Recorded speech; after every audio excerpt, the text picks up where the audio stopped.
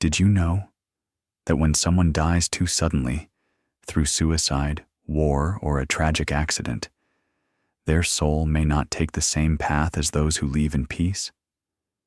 And have you ever lost someone, maybe long ago, yet still felt deep down that they never truly left?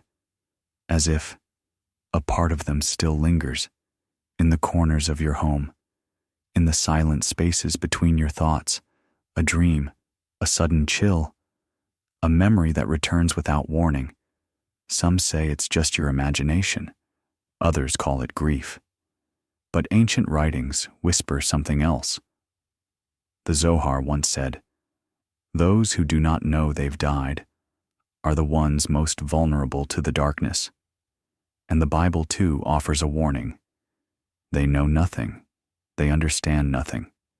Their eyes are plastered over so they cannot see, and their minds closed so they cannot understand. Isaiah 44:18. As if the soul itself is drifting blind in the darkness, unaware that it's already lost. Because not every soul leaves peacefully. Some remain trapped between two worlds, frozen in the terror of how they died. And if no one sees them, if no one remembers, their soul may begin to hurt so deeply that it forgets who it is, not becoming evil, but becoming something twisted by pain, bent by rage, and fractured by the desperate need to be seen and set free. You're watching Life After Death Unveiled, where we explore what remains beyond the final breath and ask, is there something we can still do for these souls? Stay with us, and you may discover the answer in this very video. Now, take a deep breath, let your shoulders soften, and if your soul is ready, let's begin the journey into what may still remain on the other side.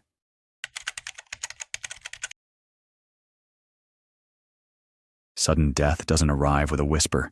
It crashes in like thunder, loud, final, and without warning. One moment, someone is alive, smiling in a photograph, sitting beside you in the car, walking out the door saying, "I'll be right back." And then, they're not. No time to say goodbye, no slow fading, no final breath held between words and silence, just absence. For those left behind, it's a shockwave. For the soul that has just died, it's something else entirely. Many souls don't realize they've passed. The separation from the body is too fast, too sudden, too violent. In cases of suicide, the soul may leave the body in anguish, in confusion, in guilt, still carrying the weight that led them to that moment, still looking for an answer they thought death might give.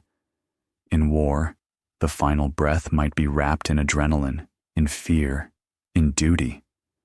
The soul may still believe the mission isn't over. It keeps fighting, unaware the battle has already ended, and in accidents, a fall, a crash, a drowning, there is no preparation, only impact, only instant disconnection. It's like being ripped from a dream, but you don't wake up. You just keep going, still thinking, still seeing, still being. Many souls try to return to routine. They reach for their phone. They try to open the door to their house. They speak to someone they love.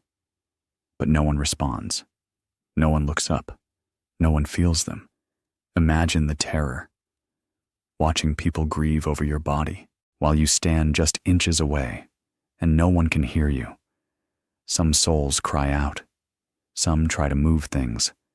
Some scream. Others go still, frozen in disbelief, like a skipped heartbeat in the rhythm of eternity. They walk through familiar rooms like ghosts, because they are, but they don't know it yet. For the living, there's grief. For the soul, there's confusion. And the question echoes in both worlds. What just happened? Some cultures say the soul lingers for a few days. Some say 49. But when death is sudden, That time can stretch like a hallway with no doors. This is not just death. It's disorientation. It's trying to wake from a nightmare, only to find the world has moved on, and you've been left behind. For the soul, the pain isn't just the moment of dying. It's the disconnection, the shock of being torn away without context. And for those who loved them, they're left with memories that feel too short, words left unsaid, and a silence that feels too loud. This is how some souls remain trapped, not in punishment, but in a state of spiritual whiplash, their energy still spinning from the moment they were taken. And it is in this spinning, this confusion, this emptiness, that the true pain begins, not just because life ended, but because nothing made sense after.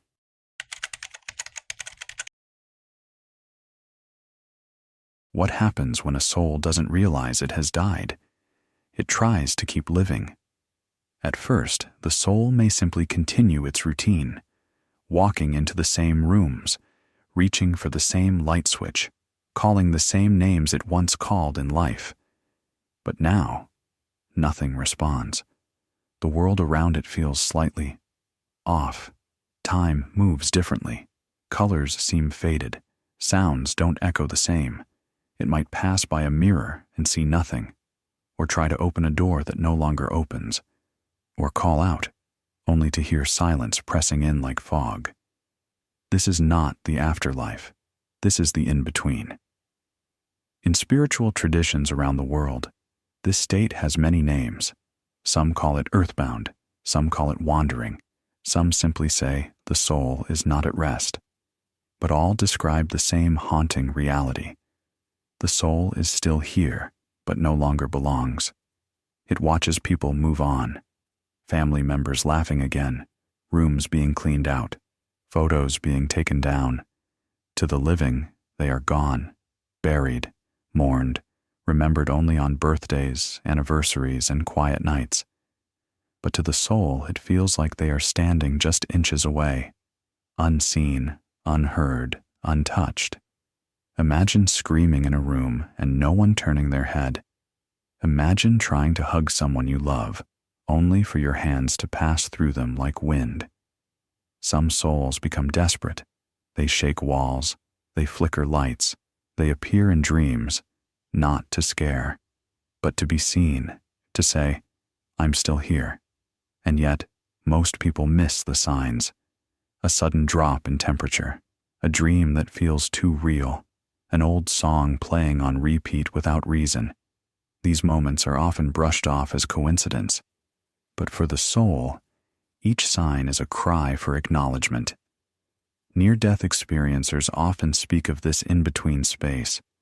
They describe it as gray, timeless, a realm where souls wander, confused, unable to move forward, unwilling to let go. Mediums describe this realm as dense, heavy, like wading through emotional fog, where voices echo but never land, where names are called but only the walls remember. And yet, the most painful part isn't the wandering, it's the loneliness. Some souls remain here for days, others, decades, not because time works the same, but because they are trapped in a moment that never ended. They wait for closure, for someone to notice, for a reason to move on. But the living rarely sense them, too busy, too distant, too unsure of what they're even feeling. The soul becomes a shadow, not evil, but forgotten. And in that forgetting, something inside begins to break. Because no one ever told them, you can go now. No one ever said, you're safe to leave. So they stay, not out of choice, but out of longing.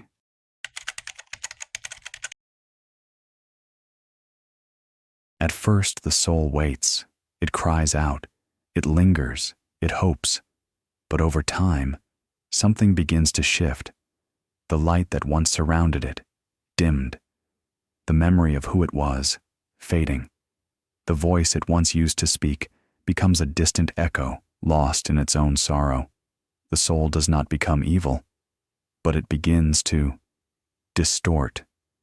When pain is not met with healing, when love is not returned, when presence is not recognized, a soul can begin to fold in on itself.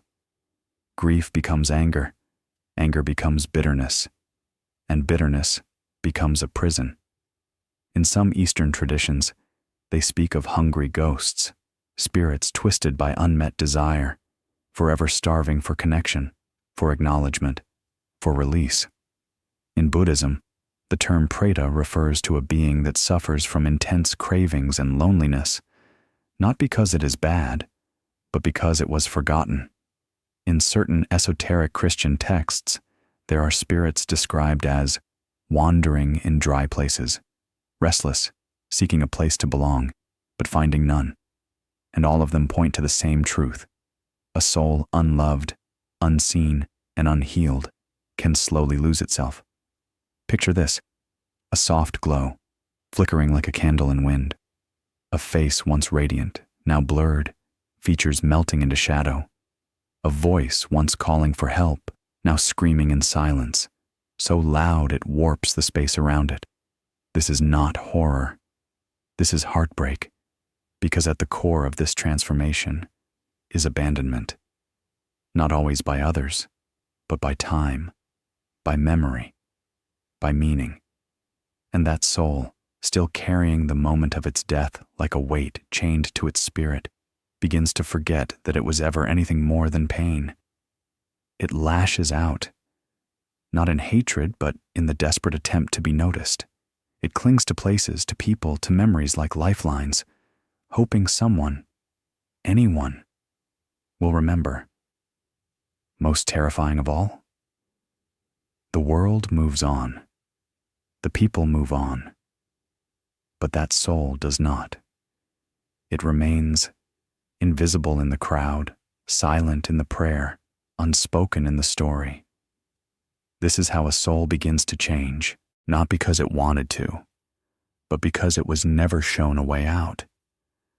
And sometimes, the deepest suffering of all is not knowing you are still here, and no one is looking for you.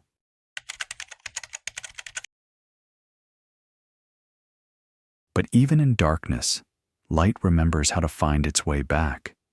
Not all souls stay lost, not forever, because somewhere, beyond the grief, beyond the silence, there is still love, and love is the thread that can pull a soul home. Sometimes, it begins with a single moment, a prayer whispered into the night, a tear that falls not in pain, but in remembrance, or a memory that rises uninvited, and instead of being pushed away, it is welcomed. These moments open a doorway. Across the veil, some souls begin to feel it, a warmth, a flicker, a sound that doesn't belong to sorrow. And then, something arrives, a presence, not loud, not forceful, but radiant. Many who've had near-death experiences speak of it, the being of light, a presence made entirely of love, beyond words, beyond form, that sees the soul exactly as it is, and does not turn away. For souls trapped in pain, this presence does not judge. It reaches, it listens, it waits. And for some, this is the first time they've been seen, since the moment they died.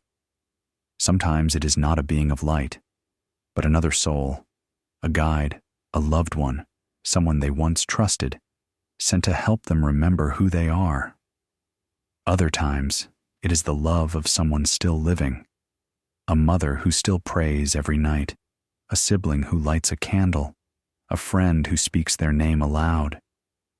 That love creates a thread of light, delicate but unbreakable, and when the soul follows it, something begins to shift. The rage softens, the confusion quiets, the darkness recedes, like a fog slowly lifting from a valley, like a melody resuming after a long, aching pause. This healing is not instant, but it is possible. A soul can remember, a soul can return, a soul can heal. Tears, both theirs and ours, can wash away the residue of pain. Forgiveness, even unspoken, can unlock doors we never knew were closed. And love, when offered without expectation, can become the hand that reaches through the veil and says, "You are not forgotten. You are still worthy of light."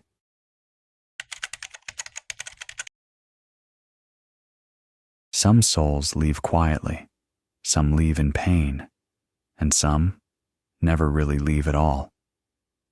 This journey wasn't about fear. It was about understanding. What happens when a soul is torn too suddenly from life, before it's ready to let go, before it's had a chance to say goodbye? We spoke of souls that linger, not because they are evil, but because no one ever came looking for them. And yet, there is always a way back. The light never disappears completely. Sometimes all it takes is one thread of love from someone still living to begin the return home. And maybe that someone is you. Maybe there's a soul you're thinking of right now, a family member, a friend, someone who left too quickly, and your heart still feels unsettled. If that's the case, take a moment right now, leave a comment below, write their name, or share a prayer. Even one gentle sentence can become a spark of light in the dark. This isn't just a comment, it's a calling. It's a signpost for the soul you love, letting them know, you are not forgotten. I see you. I send you peace.